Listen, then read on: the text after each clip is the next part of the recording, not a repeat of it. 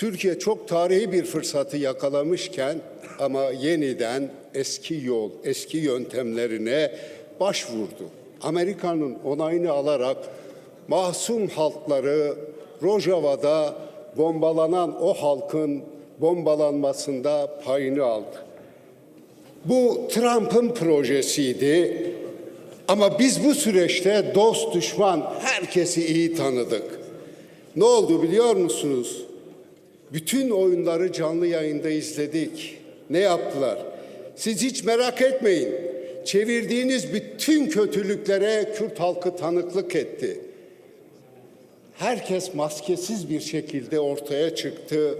ABD'si de, Avrupa'sı da, Türkiye'si de, İsrail'i de, seküler olanlar da, Türkiye'deki seküler de, milliyetçiler de, ulusalcılar da, herkes gerçekten kimliğini açık, net bir şekilde ortaya koydu.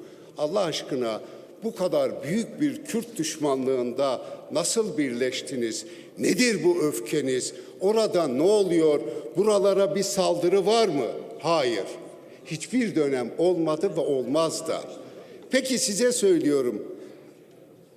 Ama bir tek şey yaptınız. Size teşekkür ediyorum. Vallahi bütün Kürtlerin birliğini sağladınız. Milyonlarca Kürt Halep'ten tutun Rojava'ya, Rojava'dan tutun Hevler'e, Hevler'den Süleymaniye'ye, Ahmet'ten Agir'e kadar dünyanın dört bir tarafında Kürtler kalktılar. Kardeşlerimize dokunmayın dediler ve çok haklıydılar. Ve saflarını çok net bir şekilde ortaya koydular. Biz barış istiyoruz, kavga istemiyoruz diyor ve Türkiye vallahi dışarıdaki Kürt'ü vurarak, içerideki Kürt'ü oyalayarak barışı sağlayamaz. Bak açık net söylüyoruz. 1,5 yıllık bir süreçtir. Devam ediyor. Bugün de bize dönüp siyasi aktörler diyor ki saflarınızı belirleyin. Bizim safımız demokrasidir, barıştır, özgürlüktür. Varsanız biz de varız. Bizi öyle oyalamaya gerek yok. Şimdi buradan Sayın Bahçeli'ye sesleniyorum. 15 aylık süre içerisinde söylediğiniz bir tek şey hayata geçti mi? Ahmetler göreve dönsün. Dönmüyor. Yaptırım gücünüz mü yok? O zaman kendinizi sorgulayacaksınız.